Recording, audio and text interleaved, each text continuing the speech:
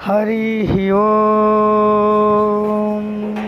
सर्वमंगलमांगल्ये शिवे सर्वार्धसाधकी शरण्ये त्र्यंबके गौरी నారాయణీ నమోస్తుతే. మనకి హిందూ ధర్మం బొట్టుకి ఎందుకంత ప్రాధాన్యత ఇచ్చిందంటే, ఈ యొక్క మాంగల్యం వచ్చిన తర్వాత అంటే భర్త మన యొక్క జీవితంలో ప్రవేశించిన తర్వాత ముఖ్యంగా కాళ్ళు మెట్లు, మెడలో మంగళసూత్రం, అదేవిధంగా పాపిడిలో ఉన్నటువంటి బొట్టు మాత్రం ఈ మూడు వస్తూ ఉంటాయి ఖచ్చితంగా.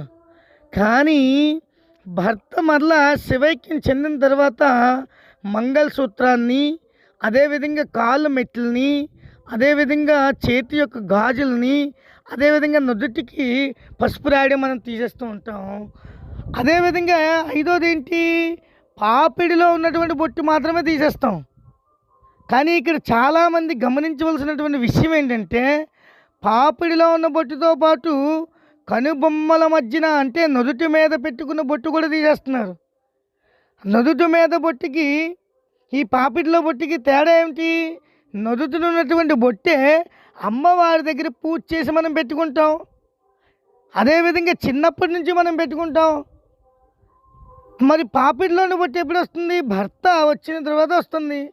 మరి భర్త పోయిన తర్వాత పాపిడిలో బొట్టు తీయాలి. కానీ ఈ యొక్క నుదుటిన కనురెప్పల మధ్యలో పెట్టుకున్నటువంటి ఈ బొట్టు ఎందుకు తీస్తున్నాం? కాబట్టి ఒకసారి మాతృమూర్తులు, మా అమ్మలందరూ కూడా ఒకసారి ఆలోచించాలి. ఆ యొక్క లక్ష్మీదేవికి ఎలాగైతే నుదుటిన బొట్టు ఉంటుందో, మన ముఖాల్లో ఎప్పుడూ కూడా బొట్టు ఉంటే మన ముఖాల్లో చిరునవ్వు చెదరదు, మన కుటుంబాల్లో ఎటువంటి అశాంతి కలహాలు రావు.